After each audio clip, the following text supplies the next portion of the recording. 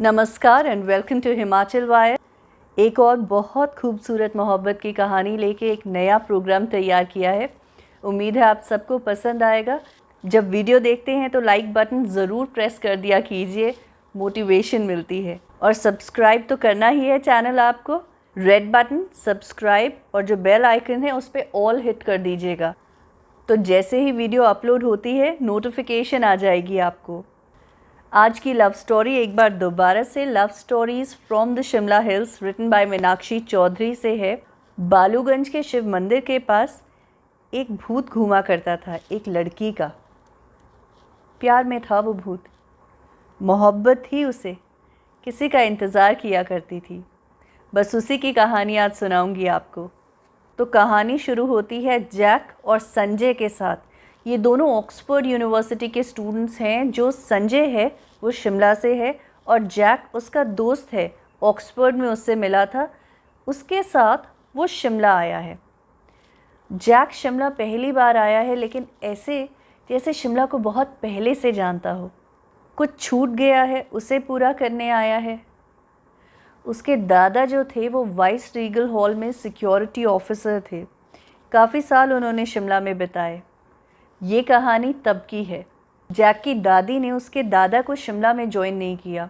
उन्होंने काफ़ी कहानियाँ सुनी थी इंडिया के बारे में उस वक्त, रिचुअल्स के बारे में, ट्राइब्स के बारे में, तो शायद घबराई होगी, इसलिए ज्वाइन नहीं किया।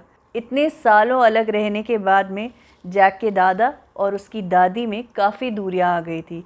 एक समय पे तो वो दोनों अलग भी हो गए थे। वो दोबारा से मिले, उनका पैचअप हुआ, लेकिन वो हुआ जब जैक के पिता की शादी हुई। जो जैक की मदर थी, ये उसकी कोशिशों का नतीजा था कि उसके सास और ससुर इतने सालों बाद एक बार दोबारा वापस आए। They live like a couple after that. शायद ये भी डेस्टिनी होती है। 4 साल का था जैक जब उसके माता पिता एक कार एक्सीडेंट में नहीं रहे। दादा दादी ने ही पाला, खासकर अपने दादा के बहुत क्लोज था। जैसे एक दोस्त, एक माँ, एक बाप, सब कुछ एक ही इंसान में मिल गया था उसे। कहानी में अब जैक के दादा नहीं हैं। जैक और संजय होटल क्लार्क्स के बाहर जो बेंच है ना, वहाँ पे बैठे हैं।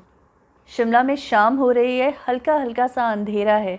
डब्बी नुमा घर नज़र आते हैं ना जो माउंटेन्स पे, एक एक करके उनमें लाइट्स जल रही है। शिमला की खूबसूरती रात को तो बहुत प्यारा लगता है ना, बस वैसा ही हो रहा है।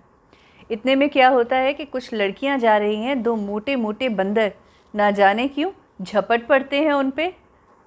कोशिश तो बहुत अच्छी की थी उन्होंने, लेकिन जो ज़ोर से लड़कियां चिल्लाई हैं, भाग खड़े हुए बंदर वहाँ से।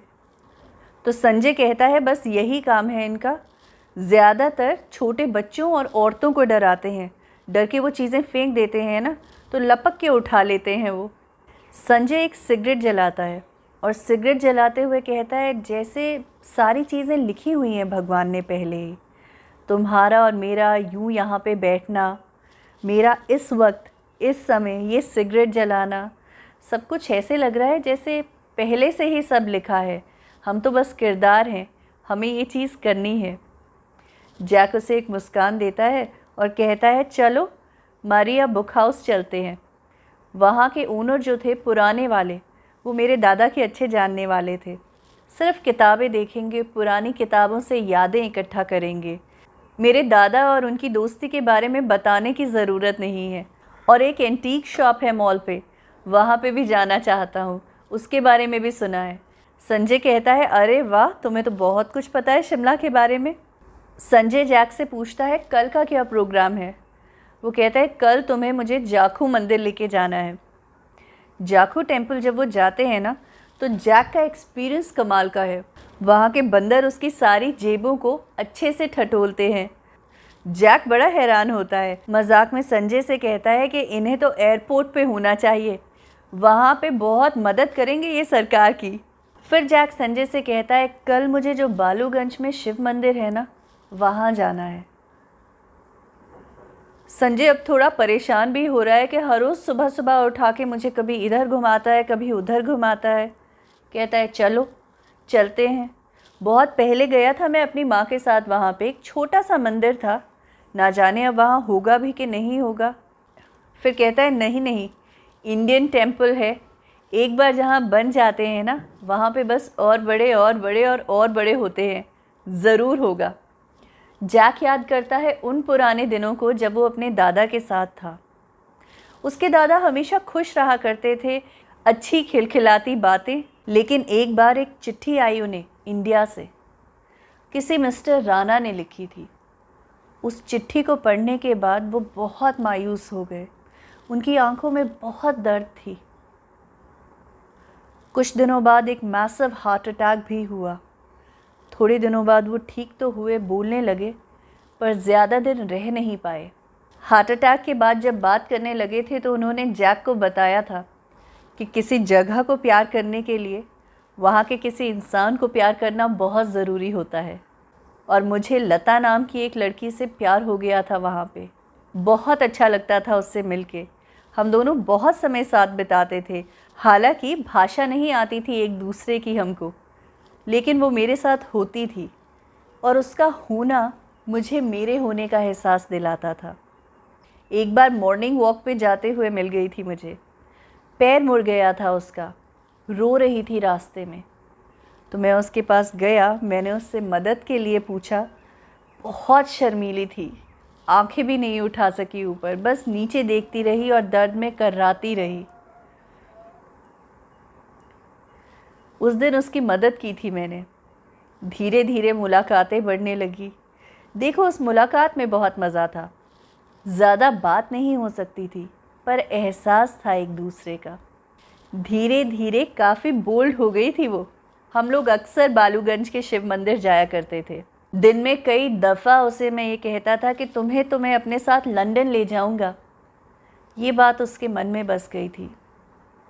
जिस मिस्टर राणा ने इंडिया से चिट्ठी लिखी थी दादा के नाम पे, उन्होंने ये लिखा था कि लता ने कभी शादी नहीं की और अब उसकी मृत्यु हो गई। उसमें मिस्टर राणा ने दादा से पूछा था, क्यों तुमने उससे झूठ बोला, क्यों तुमने उसका दिल तोड़ा। उम्र भर वो तुम्हारा इंतज़ार करती रही। उम्र भर वो बालूगंज के शिव मंदिर में हर रोज़ जाकर तुम्हारा इंतज़ार करती रही। उसके नहीं रहने के बाद भी बहुत लोग कहते हैं कि एक औरत की आत्मा को उन्होंने बालूगंज के शिव मंदिर के पास देखा है। कभी रो रही होती है, कभी बॉडी के पास बैठी होती है। वो लता है। ये चिट्ठी पढ़ने के बाद जैक के दादा ज़्यादा जी नहीं पाए। हुआ यूँ था कि 1947 में पार्टीशन का वक्त था। एक दिन रात को 11 बजे उनके पास एक चिट्ठी आई ब्रिटिश सरकार की कि उसी वक्त उन्हें दिल्ली के लिए रवाना होगा। जैसे ही वो दिल्ली पहुँचे, वहाँ से उन्हें लंदन भेज दिया गया। वक्त ही नहीं मिल पाया लता से मिलने का, उसे कुछ कहने का। बस लता और जैक के दादा की कहानी अधूरी रह गई। मरने से पहले जैक के दादा ने जैक से एक वचन लिया था कि तुम इंडिया ज़रूर जाना, बालूगंज के उस शिव मंदिर में जाना, मेरी तरफ से लता से माफ़ी मांगना। मैं कभी उसके साथ ऐसा नहीं करना चाहता था। मोहब्बत थी मुझे उससे और हमेशा रहेगी। मैं उसका कसूरवार हूँ। बस इसी चीज़ की माफ़ी मांगने, अपने दादा की आत्मा को शांति दिलाने के लिए जैक शिमला आया था। बालूगंज मंदिर उन दोनों ने ढूंढा। उनकी समझ से तो एक छोटा सा मंदिर था, लेकिन अब वो काफ़ी बड़ा बन गया था। बॉडी पर हाथ जब धोने लगे तो जैक बड़ा परेशान हो गया, क्योंकि वो नेचुरल सोर्स था, पानी बस आते जा रहा था। तो जैक सोच रहा था, ना नलका है, पानी आ कहाँ से रहा है।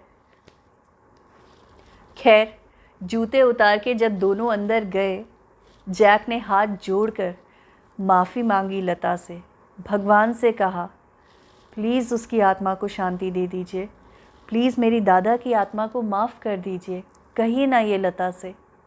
फिर वो दोनों बाहर आए। जैक ने संजय से रिक्वेस्ट की कि प्लीज़ पूछो ना तुम पुजारी से, क्या कोई आत्मा नज़र आती है रात को इस मंदिर के इधर उधर। संजय ने कहा, पागल हो गए हो क्या, ऐसी बातें मैं पूछूंगा। उसने रिक्वेस्ट करी कि प्लीज़ यार पूछ लो। संजय ने पूछा तो पुजारी ने कहा, मैंने तो नहीं देखा, लेकिन काफ़ी लोग बताते हैं कि एक औरत की आत्मा को उन्होंने देखा है। वही कभी बॉडी पर, कभी रोते हुए। जैक समझ गया। फिर उसने संजय से पूछने के लिए कहा कि कोई साइन बताइए प्लीज़ कि जो प्रार्थना मैंने की है वो भगवान ने स्वीकार कर ली है, मान ली है।